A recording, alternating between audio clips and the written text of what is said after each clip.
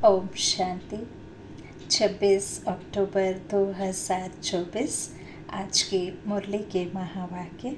मीठे मीठे प्यारे प्यारे श्री बाबा ने मुरली के मधुर महावाक्यों में कहा, मीठे बच्चे, सर्वशक्तिमान बाप आया है तुम्हें शक्ति देने। जितना याद में रहेंगे उतना शक्ति मिलती रहेगी। इस ड्रामा में सबसे अच्छे से अच्छा पार्ट तुम बच्चों का है। कैसे? प्रश्न उत्तर में बाबा ने कहा, तुम बच्चे ही बेहद के बाप के बनते हो। भगवान टीचर बनकर तुम्हें ही पढ़ाते हैं तो भाग्यशाली हुए ना। विश्व का मालिक तुम्हारा मेहमान बनकर आया है। वो हसीन मुसाफिर आया है हसीन बनाने, तो वह तुम्हारे सहयोग से विश्व का कल्याण करते हैं। तुम बच्चों ने बुलाया और बाप आया। यही है दो हाथ की ताली। अभी बाप से तुम बच्चों को सारे विश्व पर राज्य करने की शक्ति मिलती है। ओम शांति। मीठे मीठे रूहानी बच्चे रूहानी बाप के सामने बैठे हैं, शिक्षक के सामने भी बैठे हैं और यह भी जानते हैं यह बाबा गुरु के रूप में आए हैं हम बच्चों को ले जाने। बाप भी कहते हैं, हे रूहानी बच्चों, मैं आया हूँ तुमको यहाँ से ले जाने। यह पुरानी दुनिया बन गई है और यह भी जानते हो कि यह दुनिया छीछी है। तुम बच्चे भी छीछी बन गए हो। अपने को आपे ही कहते हो पतित पावन बाबा, आकर हम पतितों को इस दुख धाम से शांति धाम में ले जाओ।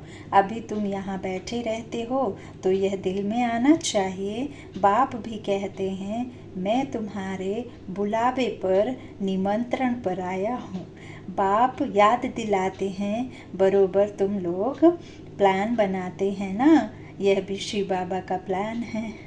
इस समय सबके अपने अपने प्लान है ना। 5 वर्ष का प्लान बनाते हैं, उसमें यह करेंगे। बातें देखो कैसे आकर मिलती हैं।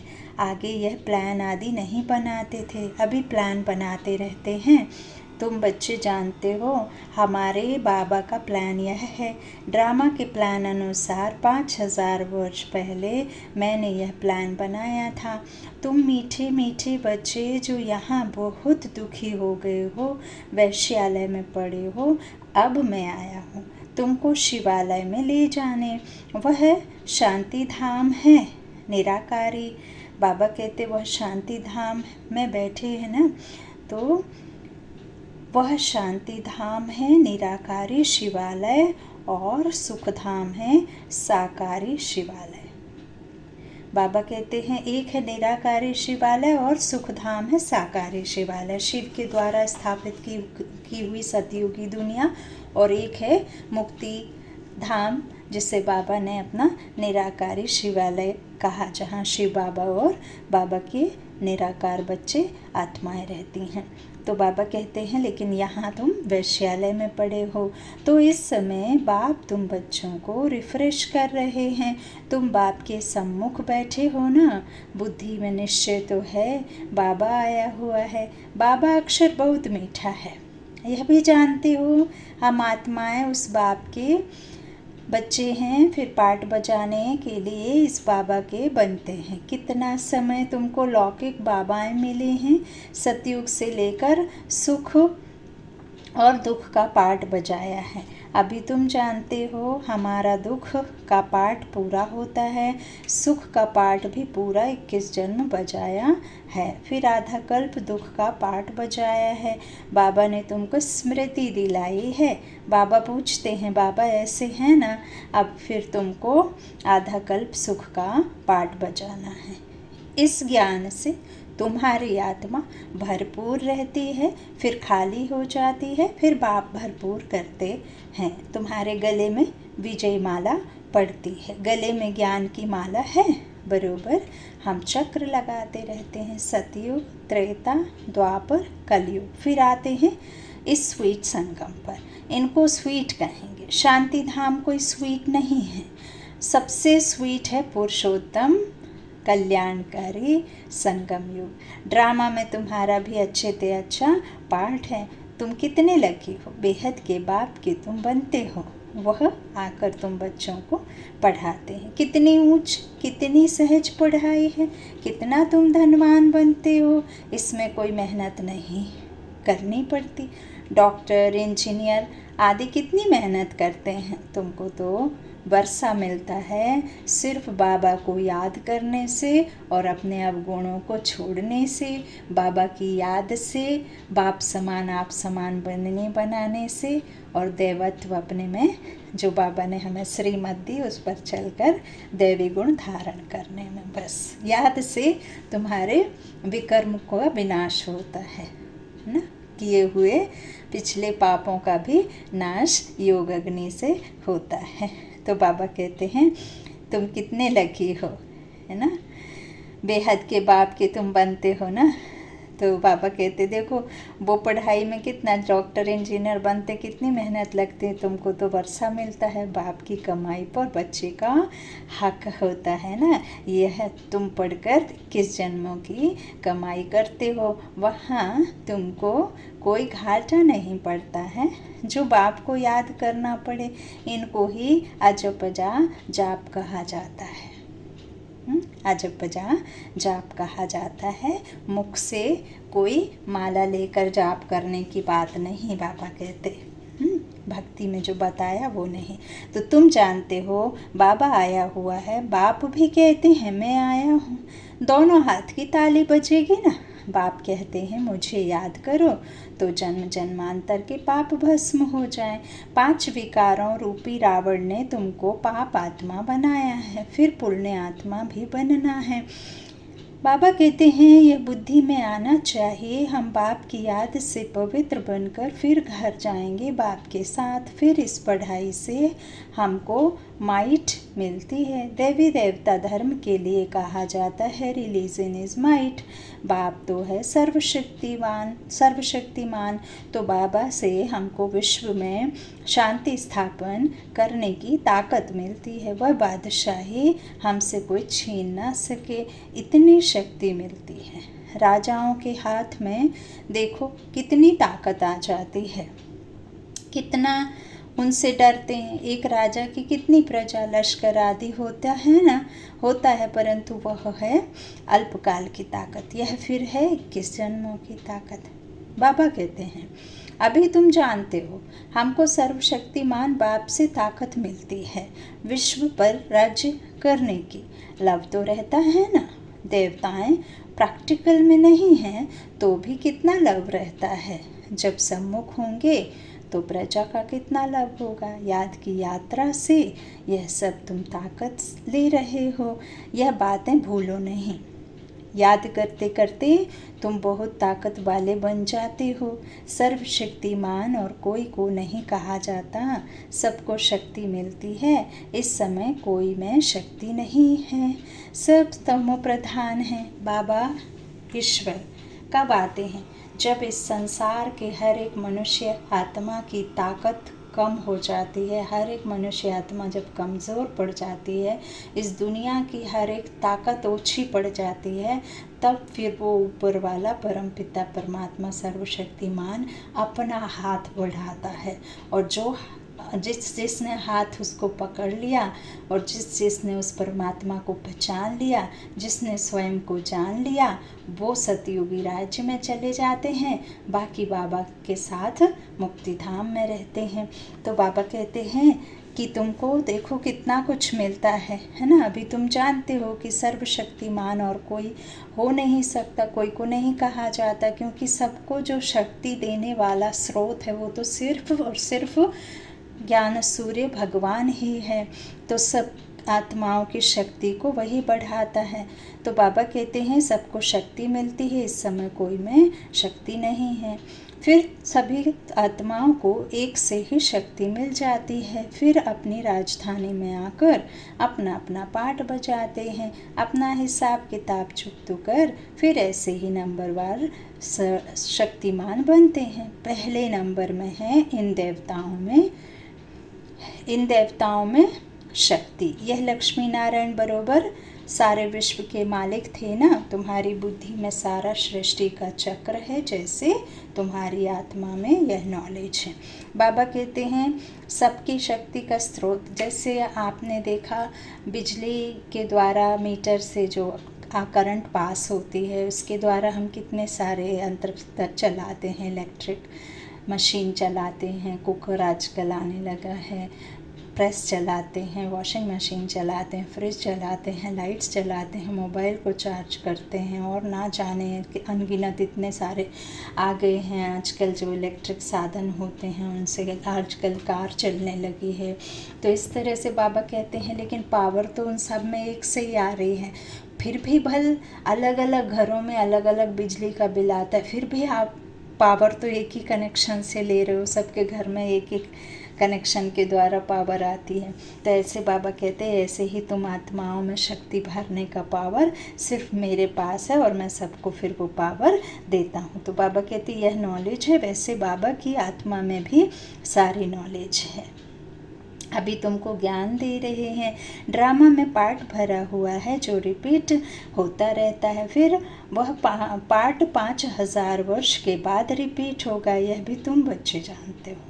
बाबा कहते हैं तुम सतयुग में राज्य करते हो तो बाप रिटायर लाइफ में रहते हैं, फिर कब स्टेज पर आते हैं जब तुम दुखी होते हैं।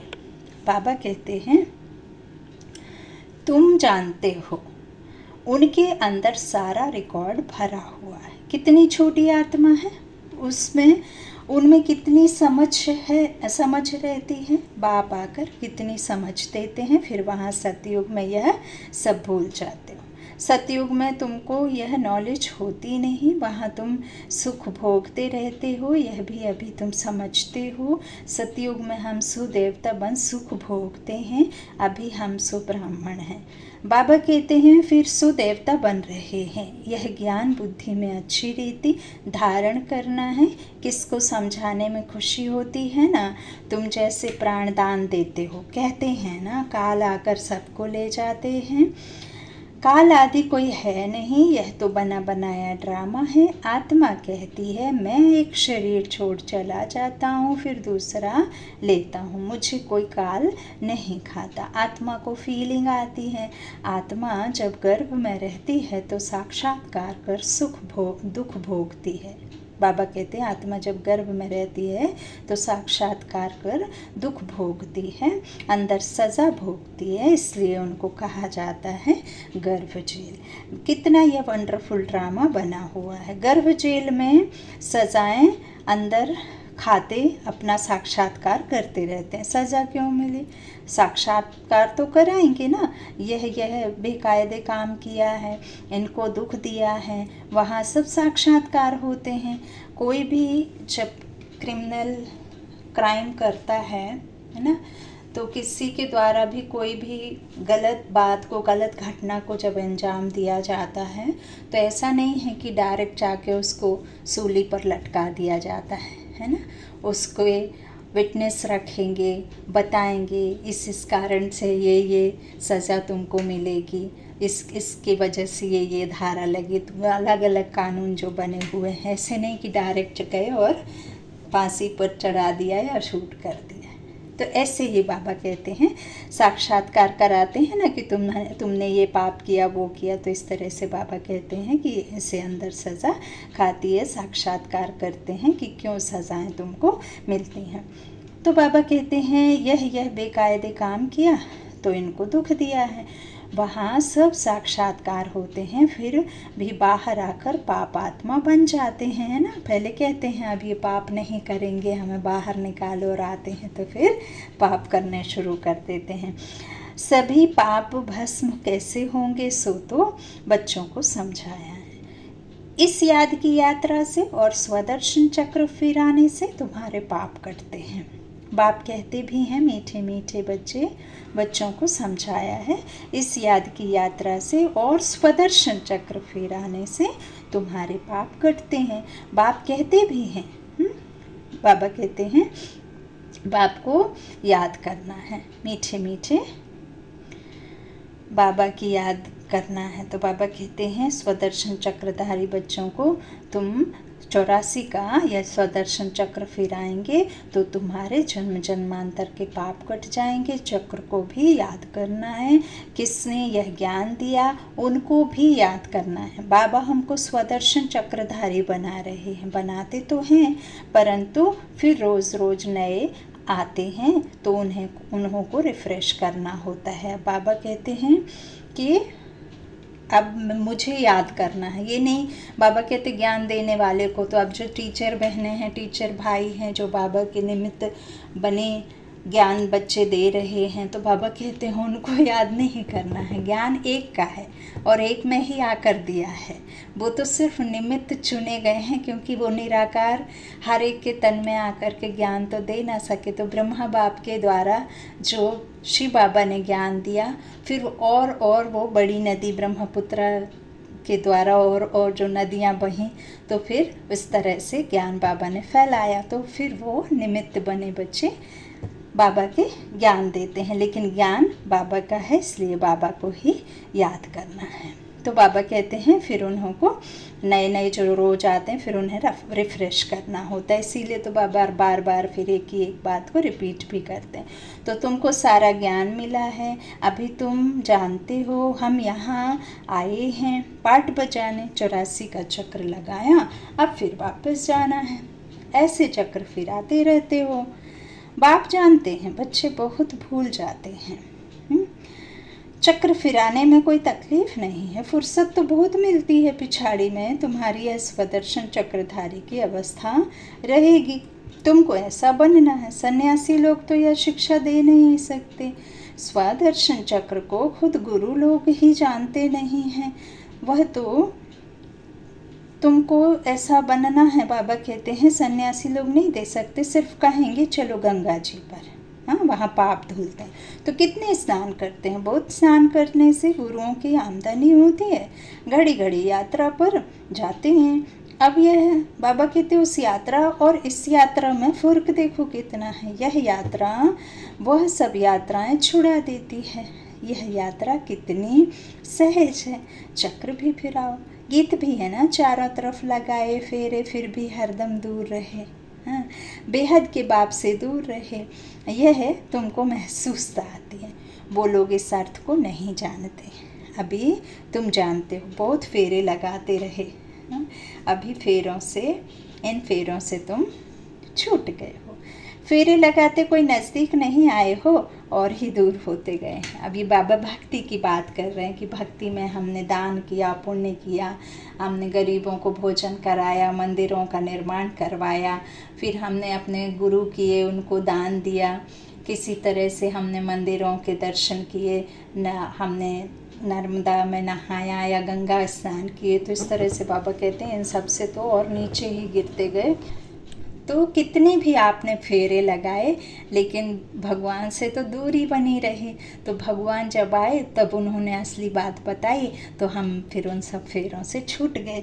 तो बाबा कहते हैं इस तरह से कितना कुछ किया लेकिन दूर होते गए। अभी ड्रामा प्लान अनुसार बाप को ही आना पड़ता है, सबको साथ ले जाने। बाप कहते हैं मेरी मत पर तुमको चलना ही है, पवित्र बनना है, इस दुनिया को देखते हुए नहीं देखना है, बुद्धि से सबसे दूर रखना है सबको, और बुद्धि सिर्फ एक से लगे रहना चाहिए और तोड़ सबसे निभाना है।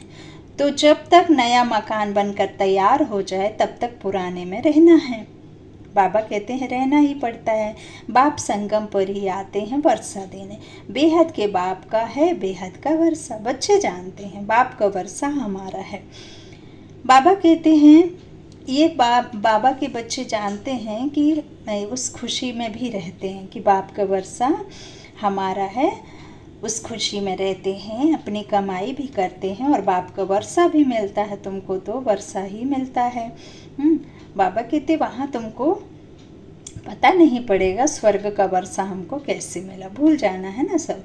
तो वहाँ तो तुम्हारी लाइफ बहुत सुखी रहती है, क्योंकि तुम बाप को याद कर माइट लेते हो।